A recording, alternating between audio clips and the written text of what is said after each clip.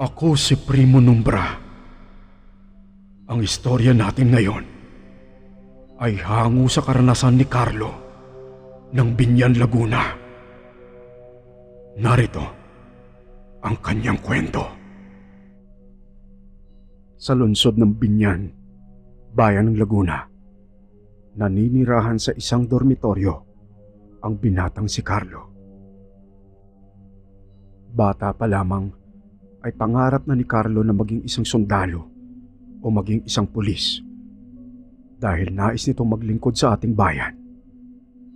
Ngunit dahil sa kakapusan sa pera at salat sa buhay, ay pagiging isang guro na lamang ang kinuhang kurso ng binata. Isang magsasaka sa probinsya ng Isabela ang ama ni Carlo. At upang makatulong sa gastusin sa kanyang pag-aaral, ay naging isang working student ang binata. Laging nagsisipag ang binata para sa kanyang pamilya. 10 taon pa lamang ay wala na ang ina ni Carlo dahil pumanaw ito sa panganganak sa bunso niyang kapatid na si Nico. At kahit walang inang nagbabantay sa kanila, ay naging mabuting bata si Carlo at mabuting kapatid kay Nico. Si Junie ay ang kasama ni Carlo sa dormitoryo at dahil nga palagi silang magkasama, ay naging malapit na sila sa isa't isa. Carlo, tanghali na. Papasok ka ba? Sasabay ka ba sa akin? Nang dahil din kay Junie, ay hindi nakaramdam ng pagiging mag-isa si Carlo.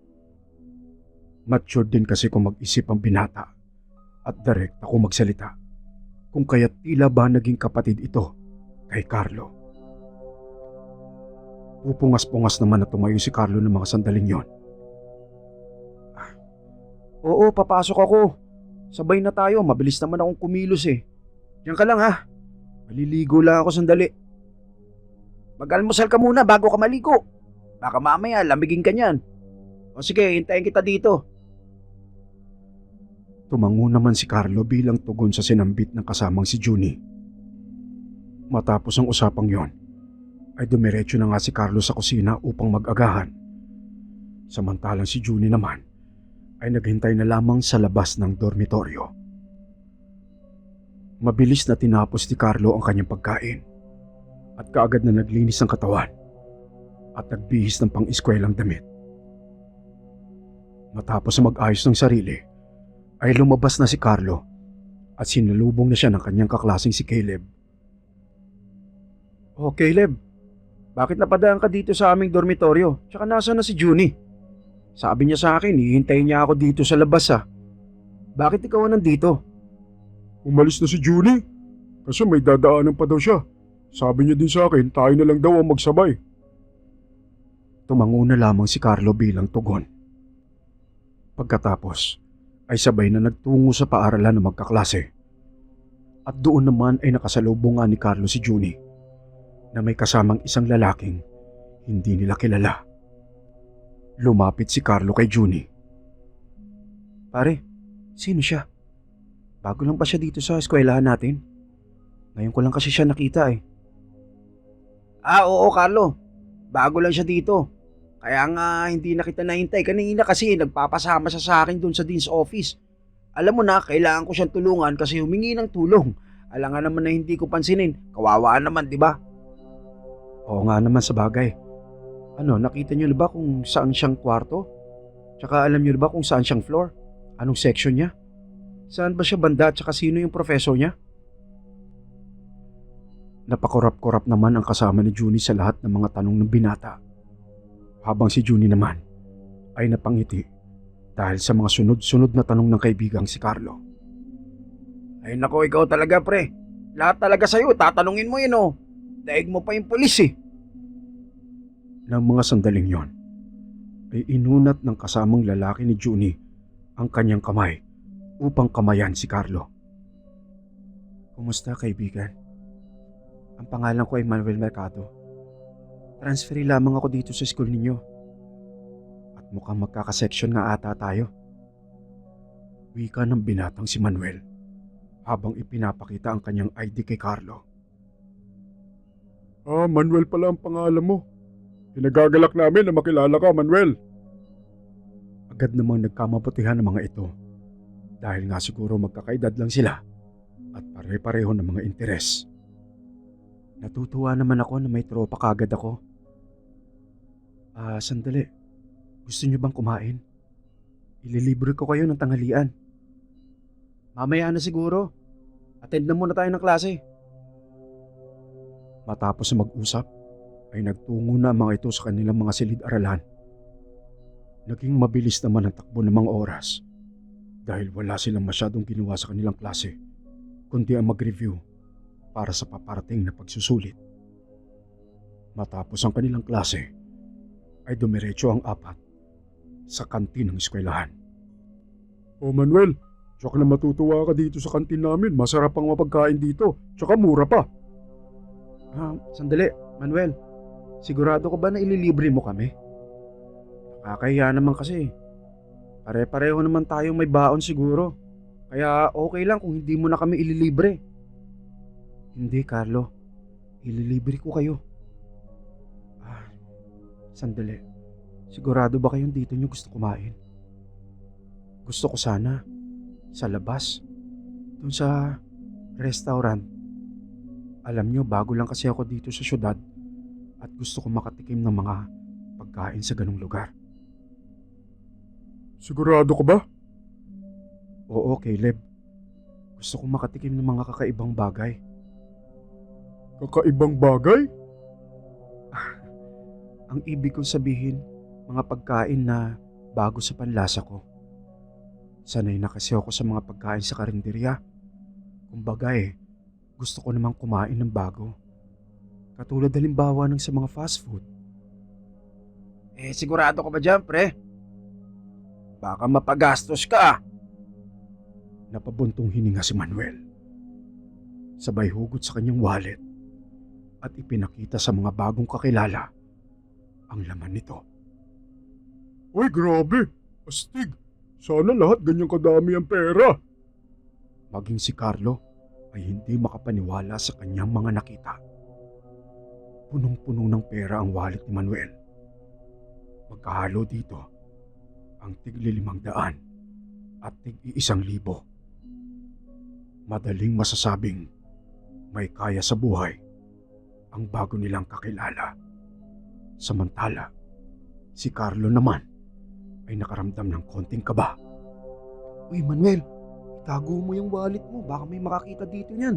Ma-hold up ka pa o baka madukutan ka. Agad namang sinunod ni Manuel si Carlo. Habang naglalakad ang apat, ay may nakita si Manuel. Mukhang masarap kumain doon Doon na lang kaya tayo. Sandali, Manuel, hindi fast food yan. Medyo mahal sa restaurant na yan. Nakikita niyo ba yung nakikita ko? Mukhang masasarap yung mga pagkain. Ayun may mga litrato na nakapaskil sa may bintana. Teka, Manuel, sigurado ka ba na dyan mo gusto kumain? Ano ka ba naman? Pambihira ka naman, Carlo. Pabayaan na natin kung yan talagang gusto niya. Uy, ikaw naman, Juni. Masyado ka talagang abusado sa kapwa Hindi. Ayos lang yun. Diyan na lang tayo kumain. Kung okay lang sa inyo. Ano? Ano, Carlo? Sagot! O sige. Kung yan talaga ang gusto mo, Manuel, diyan tayo. At pumasok na ang apat sa loob ng restaurant. Pag-upo nila, grabe dito. Meron pa talagang menu sa lamesa. Oo nga, Caleb, tama ka. Sige, pumili na tayo. Manuel, pwede na ba kami pumili na makakain namin? Sige, Carlo, pumili ka na rin. Alam mo, Manuel, naiilang pa rin talaga ako Kasi sa tagal-tagal nitong restaurant na to rito, halos 1 o 2 beses pa lang ako nakapasok dito. At yun nung magyaya yung isa kong kaibigan na medyo yayamanin. Huwag ka mag-alala. Sige na, hindi naman natin papanay-panayin to. O yun naman pala Kaya samantalahin na natin, Carlo. Tara na! order na tayo. O ano, Caleb? Ano sa'yo? Teka ha? Naku. Eto, gusto ko to. Sizzling liempo. Naku, bihira ako makakain nito. Manuel, etong ordering ko ha. Sizzling liempo. Tsaka isang rice. Sige. Orderin mo yan, Caleb. Pero sigurado ka ba? Isang rice lang? Isang rice lang. Tapos mga 3 extra. Sabay-sabay na nagtawanan ng 4. Grabe ka talaga, Caleb. Teka. Puro mga Pinoy dishes pala ang nandito ah. Oo nga oh. Ay tingnan mo. Ito mukhang masarap to oh. May nakalagay na special sa unahan. Ano yan? Special dinuguan. Tsaka special na adobong atay. Magsasalita pa sana si Carlo nang mapansin niya ang itsura ni Manuel. Nakita niyang tila ng laki ang mata nito at nagbago ang kulay ng muka.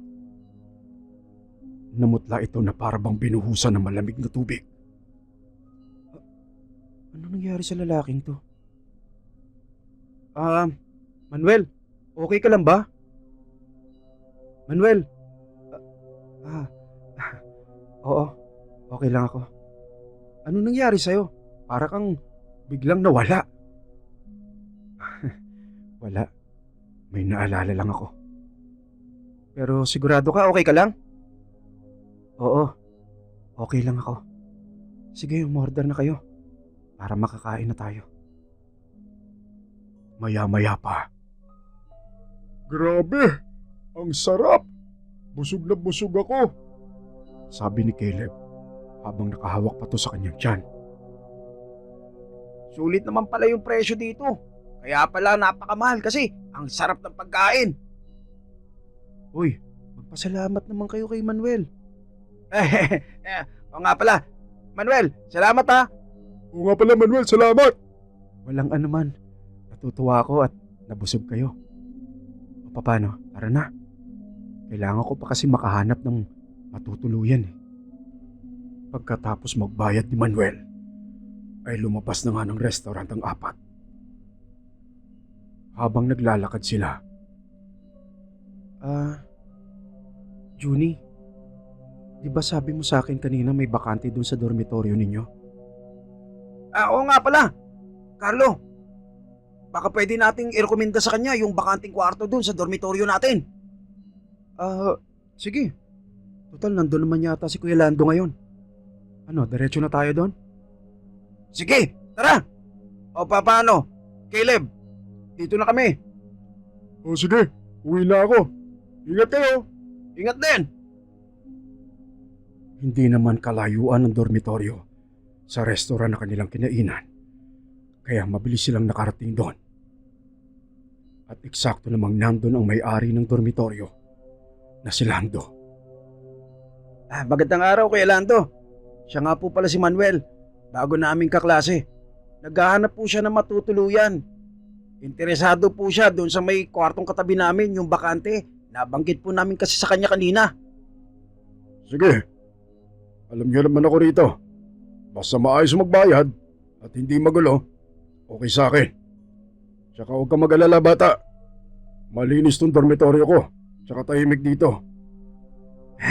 Kung pagdating sa bayaran, walang problema dito kay Manuel, Kuya Lando. Garantisado yun. Napangiti naman si Lando sa narinig kay Junie. Mabuti naman kung ganon. Siya tara sa taas para makita mo yung kwartong sinasabi nila. At umakyat na nga ang mga ito. Matapos makita ni Manuel ang kwarto, ay nakapagdesisyon na siya na kunin ito. Kuya Lando, ito na po yung advance deposit. Pwede po bang makalipat na rin ako ngayong araw? Walang problema sa akin. Okay, yung dalawa na muna bahala sa kanya ha. Kayo na rin na magsabi sa kanya kung ano mga hindi at dapat gawin dito. May kasuhin pa kasi ako eh. O paano, maiwan ko na kayo. Sige Manuel.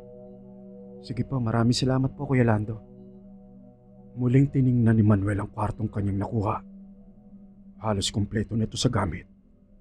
May ventilador, may kama, may cabinet, at meron ding upuan at maliit na study table. O ano Manuel, okay na okay ba sa ito? Oo Carlo, salamat ah. Pero baka kailangan ko pa ng mga ilang kakailanganin dito, mga ilang gamit. Maaari niyo ba akong samahan sa pagbili? Oo, walang problema yon. Eh maaga naman tayo nakauwi ngayon eh. Ano pare, samahan natin to si Manuel sa bayan. Ah, sige, walang problema. At sinamahan na nga ng dalawa ang bagong kaibigan na mamili ng ilang kakailanganin. Halos alas 8 na ng gabi nang matapos nila ang lahat ng kailangang gawin.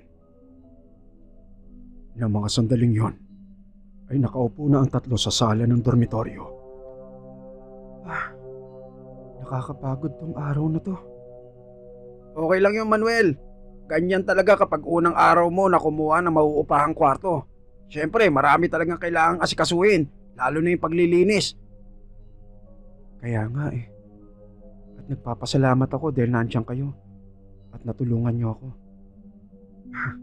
Wala yun Manuel, okay lang yun. Pabihira ka naman oh. Tayo na ang mga magkakaibigan dito. Kaya wag mo nang isipin yun. Teka lang Manuel. May tatanong lang ako sa'yo. Medyo personal to ha, kaya wag mo sanang mamasamain. Ha? Sige, ano yun? Medyo nagtataka lang kasi ako sa'yo. Napakahilig mo sa itim. Paborito mo ba talaga ang kulay na itim? Ultimo yung tasang binili mo na timplahan ng kape, kulay itim eh. Oo, paborito ko nga ang kulay itim. Creepy ba? Masyado bang weirdo? Weirdo? Hindi naman, pero creepy. Kasi medyo nasanay ako sa mga matitingkad na kulay. Alam mo na, yung mga maliliwanag na kulay. Ngayon lang kasi kami nakakita ng silid na halos puro itim ang disenyo. Pati na rin yung mga kagamitan. Kaya naninibago ako. Pasensya na ha. Ganito kasi ako eh. Nakasanayan ko na lang siguro to. Maliit pa lang ako. Talagang mahilig na ako sa kulay itim. Sa bahay kasi namin, kung hindi nyo natatanong, halos puro itim ding disenyo. Kung medyo nakripihan kayo dito sa kwarto ko, mas magugulat kayo kapag nakarating kayo sa bahay namin. Biglang nagkatinginan si Junie at si Carlo. Bakit naman? Meron bang mga putol na ulo ng hayop na nakadikit dun sa mga pader ninyo? Hindi nagsalita si Manuel. Bagkus ay tumitig lang ito kay Junie. Pagkatapos ay tumango. Doon ay parang biglang binalot ng takot si Junie. Nagbibiro lang ako eh. Ganun pala talaga sa inyo? Ngumiti lamang si Manuel. Sige, paano? Pasok na kami dun sa kwarto namin ha. Carlo, tara na. Sige Manuel, dito na kami. Para makapagpahinga ka na rin. Sandali lang Carlo. Dumukot ng 2,100 ang binata. Sabay inabot ito kay Carlo at kay Junie. Oh, kunin nyo. Ha? Para saan naman to? Para sa pagtulong nyo sa akin. Ano? Uy, ano ka ba naman? Tinulungan ka namin kasi kaibigan ka namin. Hindi mo kami kailangan bayaran. Tsaka sulit na yung ginastos mo kanina nung kumain tayo. Sige na Carlo, tanggapin nyo na. Maliit na bagay lang yan. Pabili nyo na rin lang ng pagkain o pandagdag sa budget nyo. Malaking bagay sa akin yung ginawa nyong pagtulong. Alam ko naman na mayroon pa kayong mga ibang bagay na pwedeng paglaanan ng oras at pagod ninyo. Pero bagkos ay tinulungan ninyo ako. Kaya sana tanggapin nyo yan. Para kahit papano ay masabi ko namang may naitulong din ako sa inyo. Ano? Kunin na natin to, Carlo. Pambihira ka naman, no? Manuel, salamat dito, ha? Alam mo, sa totoo lang, nahihiya rin ako tanggapin, pero tatanggapin ko na.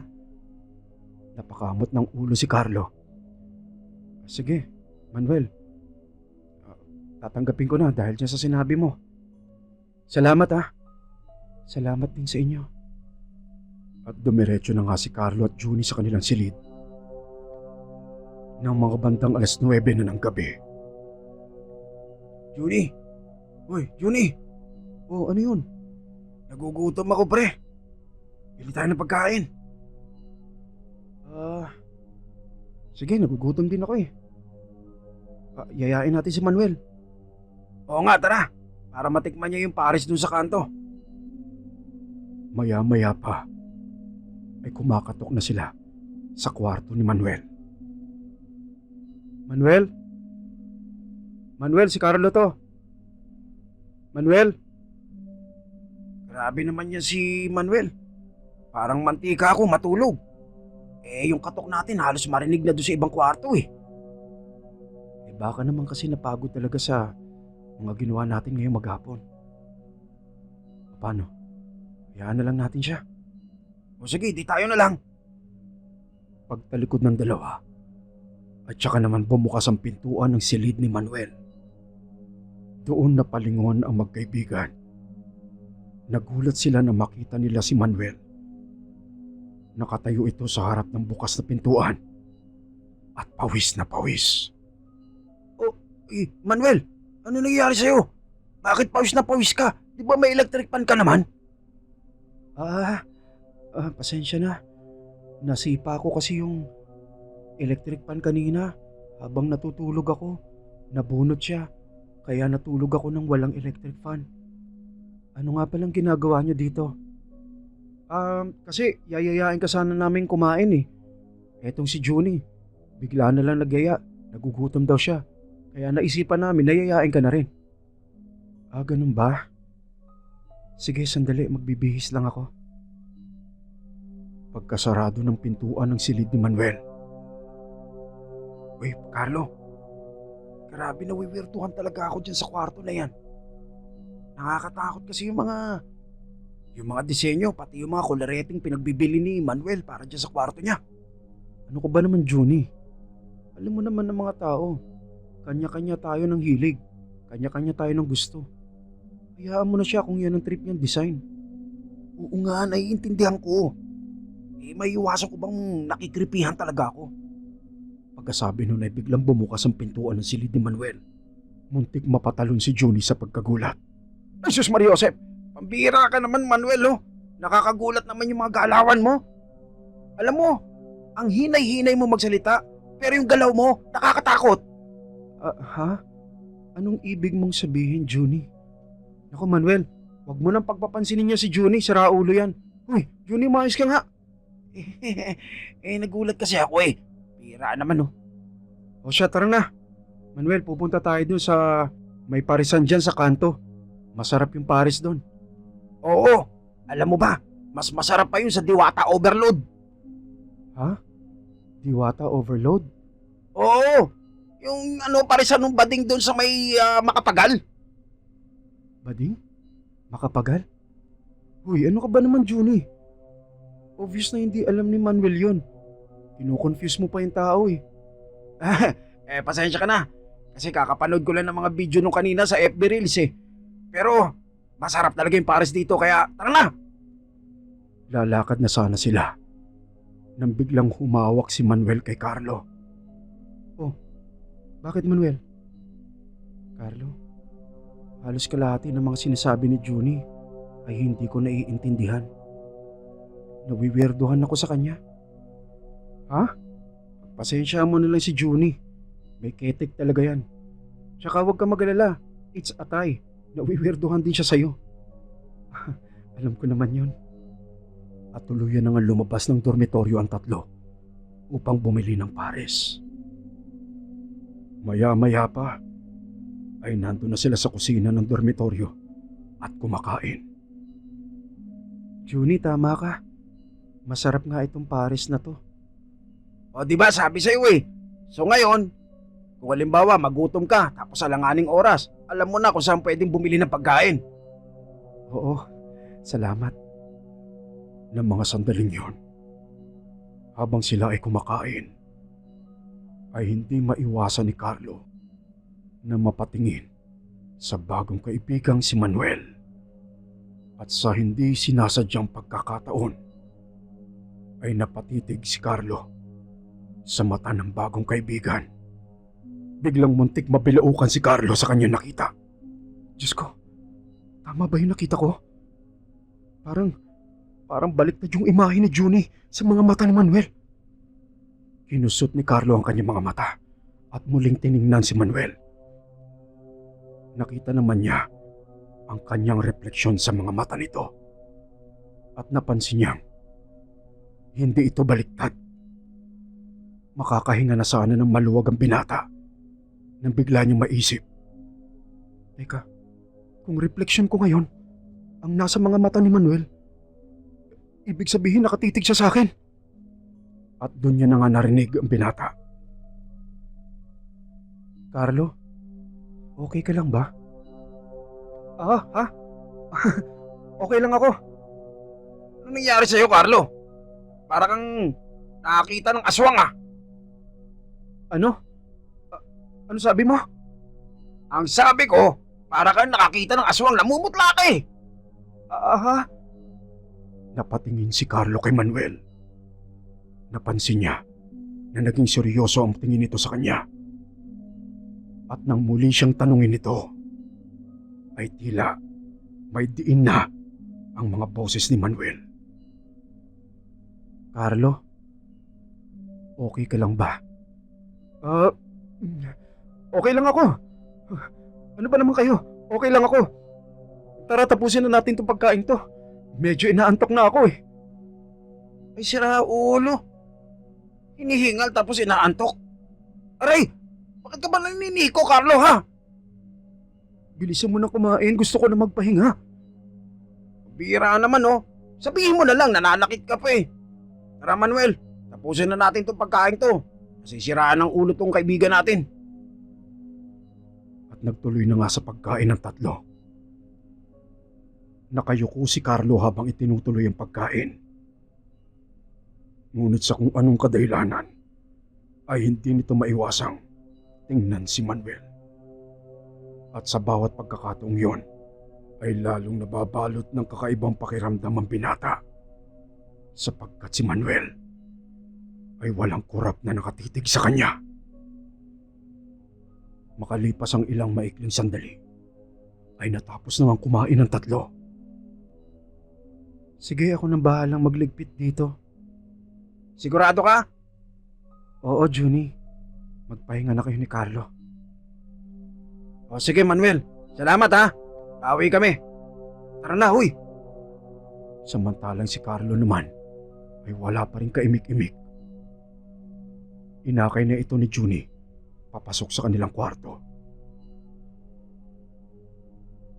Makalipas ang mahigit isang oras, ay mahimbing na ang tulog ni Junie. Samantalang si Carlo naman ay ayaw dalawin ng antok dahil na rin sa kanyang mga iniisip. Ano ba yun nakita ko na yun? Bakit ganun? Guni-guni ko lang ba yun? Pambihira naman, nababaliw na ba ako? Pero nung tumingin siya sa akin, diretso naman ang refleksyon ko sa mga mata niya. Pero nung tingnan niya si Junie talaga, nung nakatitig siya kay Junie, nakabaliktad ng refleksyon. Biglang may naalala ang binata. Teka, ayon sa mga kwento ng matatanda, meron daw mga nilalang na baliktad ng refleksyon ng mga tao sa mga mata nila. At yun ay ang mismong sinabi ni Junie kanina. Mga aswang. Teka, hindi maaari. Hindi totoo ang mga aswang. Tsaka napakabait ni Manuel para maging aswang siya. Ano ba itong nangyayari sa akin?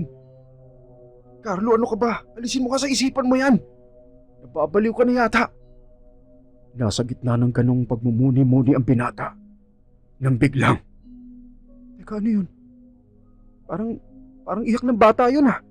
Parang iyak ng sanggol. Saan galing yun? Diyos ko! Mabilis na hinablot ni Carlo ang kumot.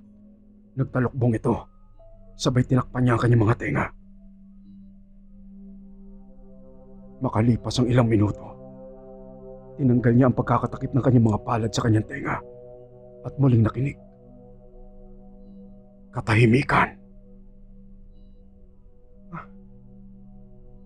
Tama ba yung narinig ko kanina? Totoo ba yung narinig ko? Ano ba nangyayari sa akin? Ah! Pipilitin ko na lang makatulog. Ah! Hinablot nito ang kanyang unan at itinakip sa kanyang mukha. Maya-maya pa ay nakatulog na rin ito. Kinaumagahan. Sarap ng tulog ko Ay. Oh, Carlo, gising ka na pala. Uy, ba't nakatulala ka dyan? Carlo! Uy, Juni, magandang umaga. Ano nangyari sa'yo? Mukhang hindi ka nakatulog Nakatulog naman ako. Kaya lang, paputol-putol Bakit? Wala naman lamok dito sa kwarto natin Oo, alam ko yun. Pero... teka. Wala ka bang narinig o napansin kagabi? Para kasing may narinig akong umiiyak na bata. Parang iyak ng sanggol. Ha? Iyak ng sanggol? Oh, wala naman. Pero teka. Kagabi, hindi ko alam kung anong oras na yon. Naihi ako Tapos, lumabas ako ng kwarto. Punta ako ng CR. Pagbalik ko, hindi ko alam kung namamalikmata lang ako pero parang may napansin ako nakatayo dyan sa may labas ng bintana natin Ano? Oo. Parang hugis ng tao. Kulay itim lang. Hindi ko alam kung anino o ano man yun. Basta nakatayo sa dyan. Dyan mismo sa may tapat ng higaan mo. Ha? Ba't di mo ko ginising? Pagkakusot ko na mata ko, nawala na Kinabahan nga ako Kaya bumalik na lang kagad ako sa higaan ko. Nagtalokbong ako ng kumot, tapos pinilit ko makatulog ulit. Ano bang nangyayari dito sa atin? Ewan ko. Baka naman guni-guni lang natin itong mga to. Oo, tama. Guni-guni lang natin. Kaya wag na natin pag-iisipin to. Baka mabaliw lang tayo. Okay naman tayo pareho Sa bagay, may punto ka naman dyan. O siya, sige. Mag-ayos na tayo. Anong oras na baka mali tayo. Sige pare. Pagkatapos makapagbihis ng dalawa, lumabas sila ng kwarto. Nakita nila si Manuel. Naghihintay sa kanila sa may sala. Oh Manuel, aga mo Oo. Inintay ko na nga lang kayo. O sige, tara na. Teka saglit. Manuel, may tatanong na ako. Ano yun? Hindi ka ba naggala-gala kagabi? I mean, hindi ka ba tumambay doon sa labas ng kwarto namin, doon sa may bintana? Ano? Ba't naman ako tatambay sa may bintana ninyo? Wala lang. Para kasing may napansin ako nakatayo doon sa labas ng kwarto namin Baka namamalikmata lang ako. Oo. Namamalikmata ka nga lang. Ano naman ang gagawin ko doon? Hoy, Juni, ano ka ba? Pati naman tong si Manuel, pinagbibintangan mo pa na kung ano-ano. Humingi ka ng pasensya. Pasensya ka na, Manuel Wala yun. O ano, tara na. Sige, tara. Paglabas nila ng dormitoryo, napansin nila na may tumpok ng tao sa kabilang bahay. Uy, ano nangyayari dyan sa kabila? Bakit may mga tao? At nandyan yung mga barangay? Oo nga, kina Kuya Alex yan Ano kaya nangyari dyan? Mabuti pa, mang-isyosa tayo. May oras pa naman tayo Teka, Juni, wag na. Hindi na napigilan ni Carlo ang kaibigan. Nakita nilang lumapit si Juni sa isang barangay tanod na nakatayo sa gilid. Makalipas sa ilang sandali, ay bumalik na rin si Juni sa kanila. Oh, anong nasagap mo? Nagkaroon daw ng konting aberya dyan kina Kuya Alex. Ha? Di ba, tatlo lang sila dyan? Si Kuya Alex, yung asawa niya, at yung bagong silang nilang anak. Oo nga. Panggabi yata si Kuya Alex kagabi. Tapos, pag uwi niya kanina madaling araw, naabutan daw niya yung mag-ina niya na andun sa loob ng CR. Sa loob ng CR? Bakit naman? Ang sabi, may nakita raw silang aswang. Aswang? Doon biglang napatingin si Carlo kay Manuel. Napansin niyang nakatingin lamang ito sa kulumpo ng tao sa kabilang bahay. Paano niya naman nasabing aswang? Tsaka, di naman totoo ang aswang, hindi ba? Yung nga rin ang isinabi ko doon sa barangay Tanod eh. Pero si Kuya Alex, yun daw talaga ang ipinipilit. Kasi doon daw sa bintana nila, nakita niya yung nilalang. Nakakatakot na yung itsura. Para nagpipilit pang pumasok. Kaya ang ginawa ng asawa ni Kuya Alex, binitbit niya yung anak nila. Tapos nagkulong doon sa CR. Ito nga daw si Kuya Alex, dapat ngayong tanghali pa ang uwi. Pagkatawag ng asawa niya, ayun, nagmamadaling umuwi dito. Tapos dumiretso sa barangay. Ganun ba? So nakita ba nila? Yung sinasabing nilalang? Wala naman sila nakita. Kanina pa sila nagpapaikot-ikot dito kahit bakas wala silang nakita eh. Ano ba itong nangyayari sa lugar namin? Bulong ni Carlo sa kanyang sarili. Muntik mapatalon sa gulat si Carlo nang maramdaman niyang may humawak sa kanyang balikat. Si Manuel. Ano Carlo? Hindi pa ba tayo aalis? Baka malate tayo. Oo nga. O Juni, tara na. Pasok na tayo. Sige, tara. Habang naglalakad sila, ay sinadya ni Carlo na magpaiwan ng ilang hakbang. Nasa harapan niya, si Manuel at si Juni. Habang nakatingin siya sa naglalakad na bagong kaibigan, ay may gumugulo sa kanyang isipan. Pero pilit yung winawaksi ni Carlo. Ano ka ba? Ano bang pinag-iisip mo? Sira ba ulo mo? Tama na nga! Tama na, Carlo! Makaraan ng ilang sandali, ay narating na nga nila ang kanilang eskwelahan. Normal namang tumakbo ang araw ng magkakaibigan. Kinagabihan. Alas 8 na pala. Pambihira naman talaga to si Juni, oh. Ngayon pa naisipang makitulog kina Lawrence. Wala tuloy yung kakwentuhan ngayon. Ang hirap tuloy makatulog. Makalabas na nga muna. Bumangon si Carlo at lumabas ng kwarto upang pumunta sa labas ng dormitoryo. Doon niya napansin na nandun din si Manuel. Nakaupo ito sa pasimano. Nagdalawang isip ang binata kung lalapitan niya ba ang bagong kaibigan. Maya-maya pa. Oh, Manuel! Oh, Carlo. Ikaw pala. Hindi ka rin ba makatulog? Oo eh. Wala kasi si Juni. Nakitulog doon sa isang tropa. Napansin ko nga siyang umalis kanina. O anong ginagawa mo rito? Wala lang. May mga naaalala lang kasi ako na medyo nagpahirap sa akin makakuha ng antok.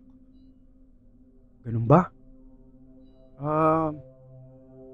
Manuel, mamasamain mo ba kung tatanungin ko kung ano yung gumugulo sa isipan mo?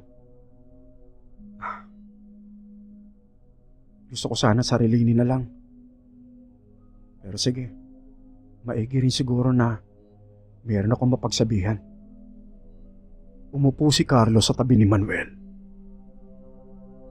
Carlo, hindi mo ba ako uusisain kung bakit dito sa binyang ko naisipang mag-aral?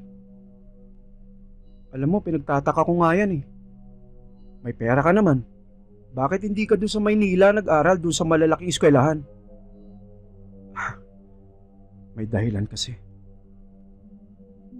Hindi ko mababanggit sa'yo ang kabuuan nun. Ang masasabi ko lang ay dito ko dinala ng mga sitwasyong nangyari sa akin at sa pamilya ko. Napatingin si Carlo kay Manuel. Nakita niyang huminga ito ng malalim habang nakatingin sa malayo. May nangyari kasing hindi maganda sa pamilya ko. Ha? Anong ibig mong sabihin? Sa Sambales talaga ako nakatira. Doon ang pamilya namin. Nandun ang buong pamilya ko. Kasama ko doon ang nanay at ang tatay ko. Ang kuya ko. Ang nakababata kong kapatid na babae. Ang kapatid ng tatay ko. At ang asawa nito. Isang maliit na pamilya kami ron. Ang mama at papa ko ay galing sa isang maliit na bayan sa Visayas. Nung nagsama sila, ay naisipan nilang mangibang lugar. At doon nga sila sa Sambales nagsimula ng kanilang buhay. Mabait ang mga magulang ko at masisipag. Sa sandaling paglalagi nila ron, nakapagtayo sila ng negosyo. At sa pagsusumikap nilang dalawa, mabilis nilang napalaki ang negosyong yun. Sa katunayan, yun ang dahilan kung bakit kinuha ng tatay ko ang kanyang kapatid na lalaki upang meron siyang katuwang sa negosyo bukod kay mama. Alam mo, maraming natulungan ng pamilya ko doon sa lugar namin. Maraming nabigyan ng trabaho at nabigyan ng kabuhayan. Pero minsan, may mga pangyayari talagang dumarating sa buhay natin na hindi natin maiiwasan. Mga hindi magagandang pangyayari. Ha? Anong ibig mo sabihin? 2 taon na ang nakakaraan, Carlo. Nang pinaslang ang buong pamilya ko. Ano? Pinaslang ang buong pamilya mo? Oo. Ang mga magulang ko. Ang mga kapatid ko. Pati ang tiyuhin ko at ang asawa niya. Tanging ako lamang ang nakaligtas. Doon napansin ni Carlo ang pangingilid ng luha sa mga mata ni Manuel. At kasabay nito, ang pagngangalit ng kanyang mga bagang. Naramdaman ni Carlo ang bigat ng kalooban ng kanyang kaibigan. Muling nagsalita si Manuel. Alam mo ba, Carlo? Nakita ko kung paano pinatay ang pamilya ko. Kitang-kita ko kung paano nagmakaawa ang nanay ko. Pero hindi sila nagbigay ng awa. Nasaan ka ng mga sandaling yun? Tinago ako ng tatay ko doon sa cabinet. Hanggang ngayon, napapanaginipan ko pa rin ang gabing yon. Manuel, matanong ko lang. Namukhaan mo ba yung mga taong yon? Oo. Hindi ko makakalimutan ang mukha nila. Oh, sinumbong mo ba sila sa mga pulis? Hindi. Dahil alam ko na may ganting darating sa kanila. Biglang kinilabutan si Carlo sa kanyang mga narinig. Lalo pa nang mapansin niyang tila nagbago ang anyo ng kanyang kausap. Napansin niya nanlisik ang mga mata nito. At sa isang iglap ay tila naging kulay pula ang dating itim na bilog sa gitna ng kanyang mga mata. Doon na ipinilig ni Carlo ang kanyang ulo upang iwaksi sa isipan ng kanyang nakita. Saglit na napayuko ang binata. Sabay humarap ito kay Manuel. Manuel, nakikiramay ako. Maraming salamat, Carlo. Pagkasabi nun, ay tumayo si Manuel. Carlo, mauna na ako sa'yo. Magpapahinga na ako. Sige. Sige, Manuel. At tumalikod na ang bagong kaibigan ni Carlo at tumungo sa silid nito. Kinabukasan, araw ng Sabado. Kalimitang tanghali na gumigising si Carlo dahil wala silang pasok ng ganong araw. Naalimpungatan si Carlo nang bigla siyang gisingin ng kaibigan niyang si Juni. Hoy, Carlo, gising! Carlo! Ano ba nga? Juni naman, nakarating ka na pala. Ba't mo pa ako ginigising? Alam mo naman pag gantong araw, pre. Alis mga alauna ko na gustong gumising. Makabawi-bawi man lang. Kasi pre, may babalita ako sa'yo. Ano yun? Napaka-importante ba niya para istorbohin mo ko? Oo, pre. Alam mo ba si Mang Narding? Oh, yung tatay ni Kuya Alex. Oo, si Mang Narding, yung tatay ni Kuya Alex. Pare, natagpo ang patay dun sa may iskinita sa kanto. Ha? Anong nangyari? Hindi ko alam yung buong detalye, tol. Pero grabe, parang inatake daw ng halimaw. Nandun nga yung mga barangay tsaka mga pulis. Tas ang daming tao ron. Nakita pa namin yung bangkay kanina, pre, bago dalhin doon sa punerarya. Grabe, nakakatakot talaga.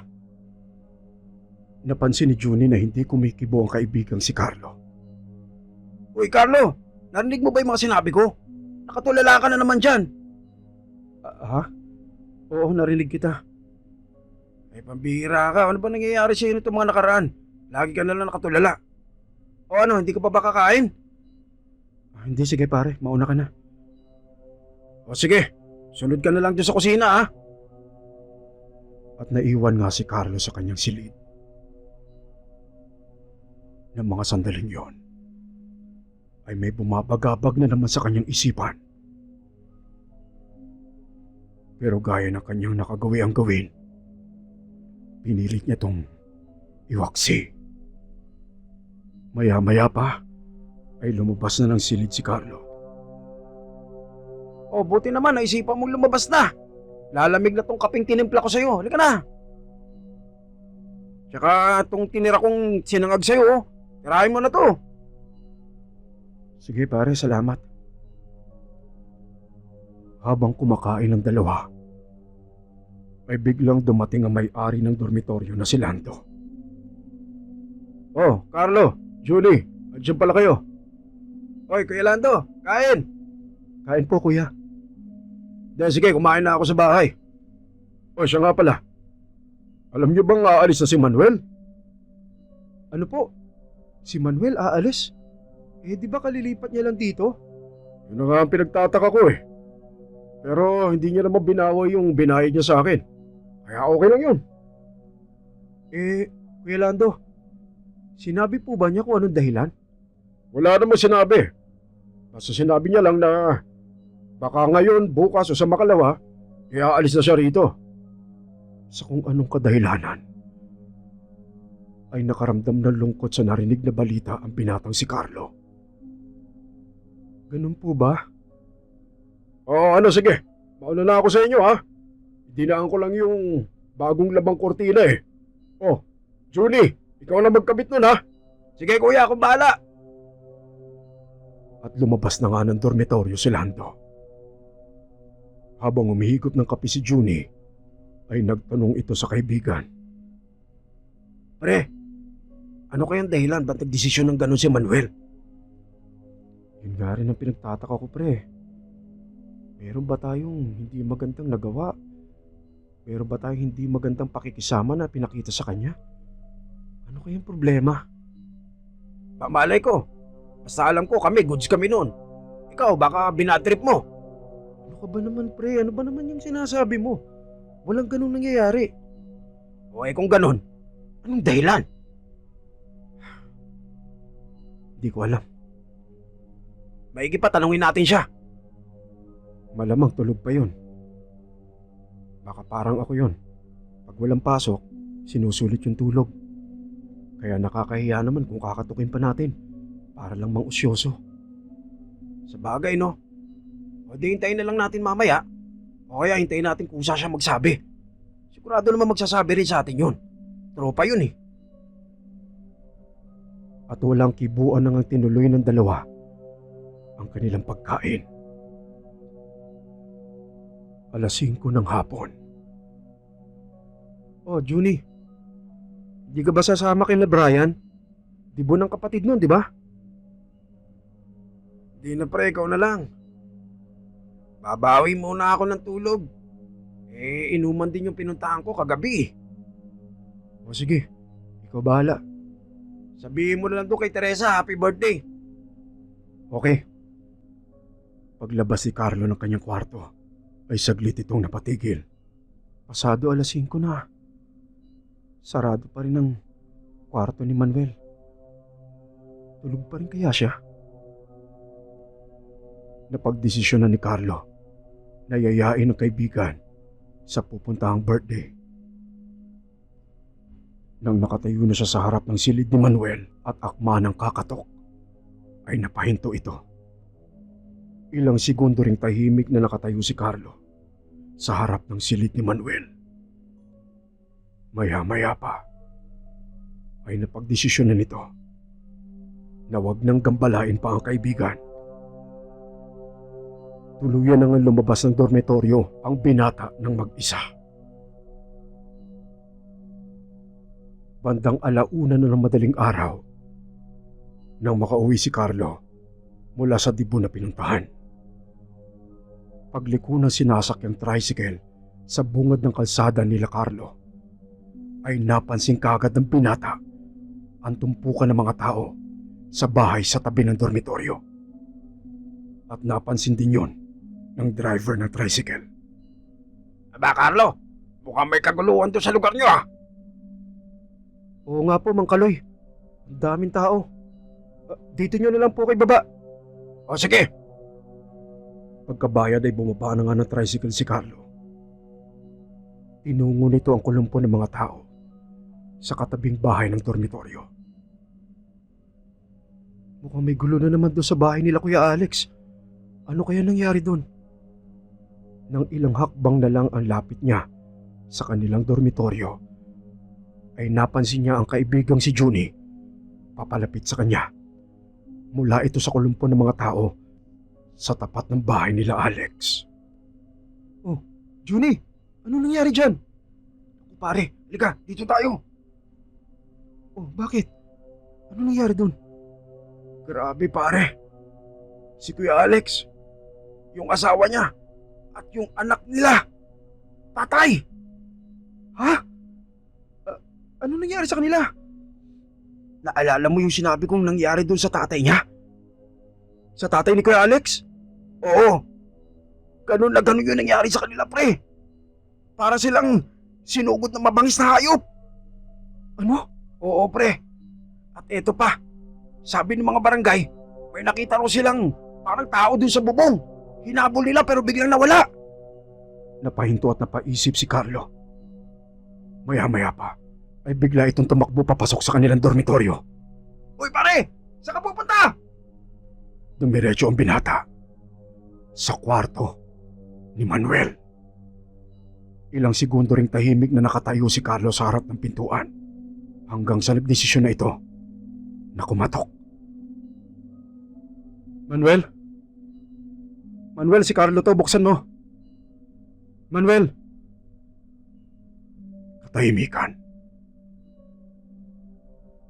Ngunit maya-maya pa ay dahan-dahan bumukas ang pintuan. Halos walang maaninag sa loob ng silid ang binatang si Carlo.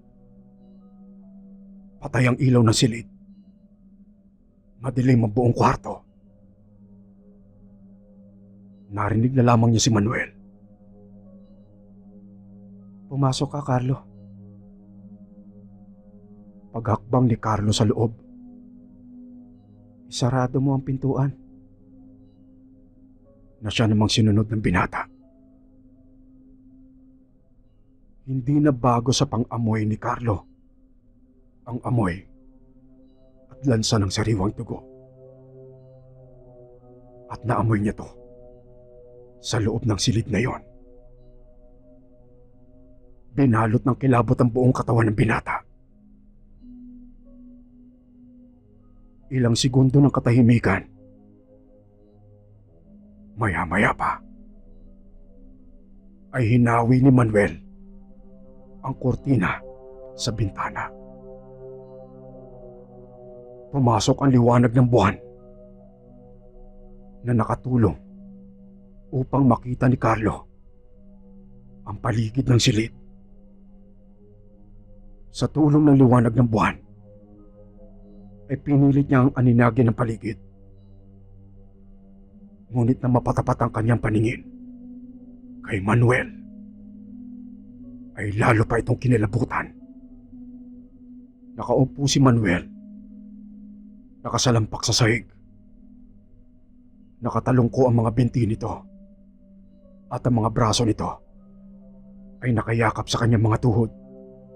Nang lalo pang aninagin ni Carlo ang kaibigang si Manuel, ay nakita niyang puno ito ng dugo.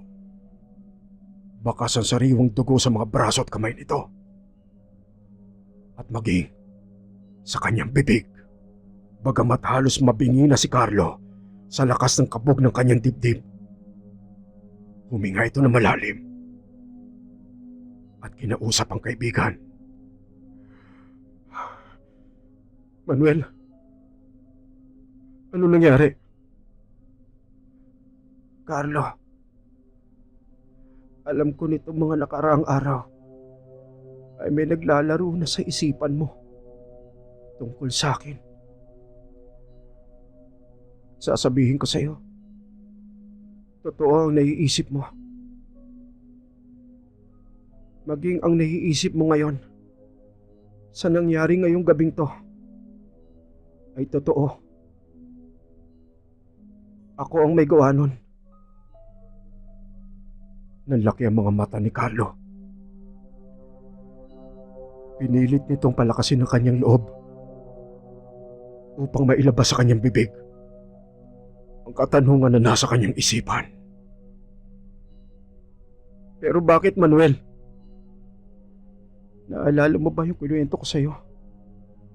Na pinatay ang buong pamilya ko. Sila Alex ang may gawa nun. Si Alex, ang tatay niya, at ang grupo nila. Grupo? Anong ibig mong sabihin, Manuel? Sila Alex ay kabilang sa grupo na kung tawagin ay talahib. At ang misyon nila sa buhay ay lipulin ang mga katulad namin. Alam kong alam mo, Carlo, kung ano ko. Hindi. Hindi, Manuel. Sabihin mo na, Carlo. Sabihin mo kung ano ko. Okay, sige.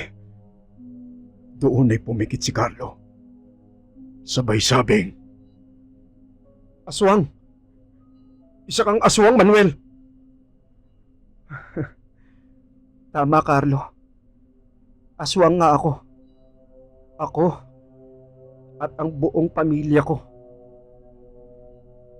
Pero taliwas sa mga nakararaming lahi namin, mabait ang pamilya ko.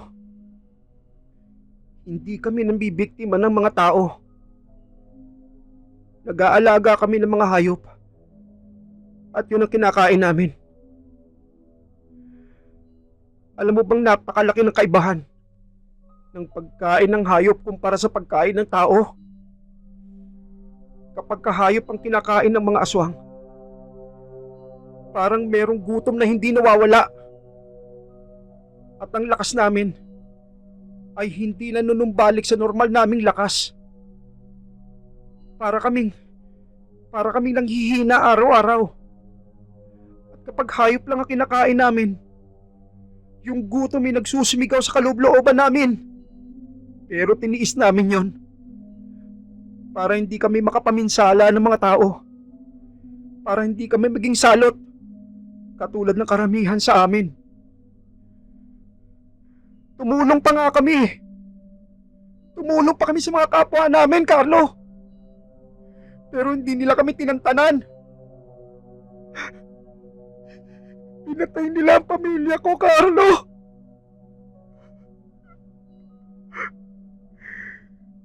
Kaya nung gabing yun, sinumpa ako. Gaganti ako. Isa-isa ko silang hinanap at pinatay. At dito nga sa bayan ng Binyan ko nakita ang nalalabing miyembro nila. Si Alex at ang kanyang ama. Manuel. Okay. Naintindihan ko yung sinasabi mong paghiganti. Pero bakit mo naman dinama yung asawa ni Kuya Alex at yung anak nilang sanggol? Tinatanong mo ba talaga ako, Carlo, kung bakit? Pagkatapos ng ginawa nila sa buong pamilya ko. Pati doon sa bunso kong kapatid na walang kamalay-malay. Alam mo bang sa 18 taon nagiging aswang ang isang aswang? Pero yung kapatid ko, Carlo, 12 taon pa lamang siya. Pinatay nila. Pati ang mama ko. Alam mo ba, hindi aswang ang mama ko. Pero minahal niya ang papa ko. Doon nagsimula magbago si papa. Kaya siya umalis sa probinsya nila. Nagmakaawa ang mama ko, dinig na dinig ko siya noon, Carlo. Sinisigaw niya habang umiiyak siya, hindi siya aswang. Pero para silang mga hayok sa pagpatay. Pinagtatagan nila si mama. Hindi makapaniwala si Carlo sa kanyang mga narinig. Anong plano mo ngayon, Manuel? Nagawa ko na ang dapat kong gawin. Siguro mula sa mga sandaling ito ay matitigil na ang mga bangungot ko. Hindi ko na maririnig ang tinig ng aking pamilya na tumatawag sa akin at humihingi ng paghihiganti. Ngayon, alam mo na ang buong kwento ko, Carlo. Bibigyan kita ng isang pagkakataon. Wala na sa akin kung naiintindihan mo ba ako o hindi. Ang gusto ko lang na gawin mo ay kalimutan mo ang lahat na nangyaring ito.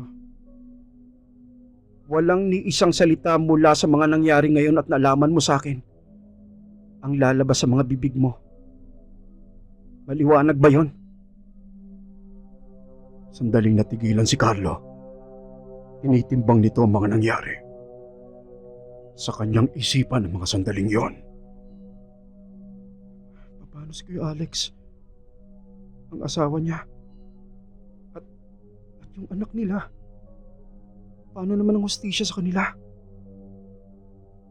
Habang nakayuko si Carlo at nag-iisip, ay biglang muling nagsalita si Manuel.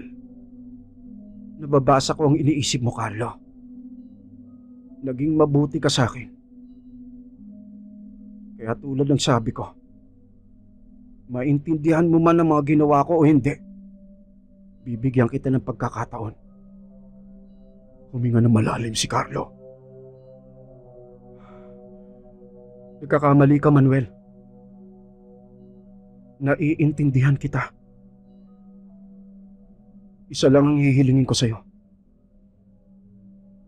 Pagkatapos ng gabing ito,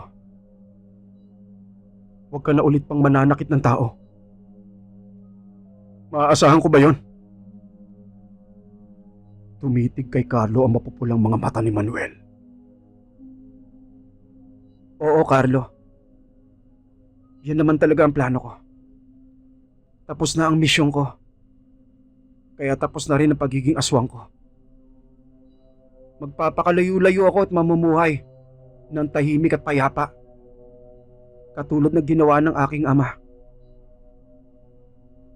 At ang magiging misyon ko sa buhay ko ay katulad din na naging misyon niya. Kung papaano makatulong sa mga tao. Maaasahan mo yan, Carlo. Sa isang kisap mata ay nasa harap na ni Carlo si Manuel. Napapikit na madiin si Carlo. Hanggang sa naramdaman niya na lamang ang yakap ng bagong kaibigan sa kanya.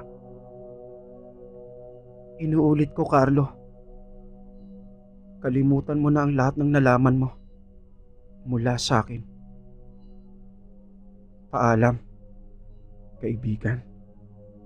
Biglang umihip ang malakas na hangin. Pagmulat ni Carlo ng kanyang mga mata, ay wala na si Manuel. Tanging nakita niya na lamang ay ang paghawi ng kortina dala ng pagpasok ng hangin sa bukas na bintana. Paalam, Manuel. Paalam, kaibigan. Walang sino man na makapagsasabi kung ano ang mga kaganapang mangyayari sa ating buhay. Ngunit ang isang bagay na napakahalagang magawa natin ay ang mabuhay tayo na may kabutihan at pagtulong sa kapwa. Nang sa ganon, kapag tayo'y nawala na dito sa mundong ibabaw, ay may kabutihan tayong maiiwan na maaalala ng ating kapwa. Sa kwentong inyong natunghayan ngayon, ay makikita natin ang aral na huwag basta maging mapanghusga at kung gaano kahalaga ang kabutihan natin sa ating kapwa at ang tiwala ng ating kapwa sa atin.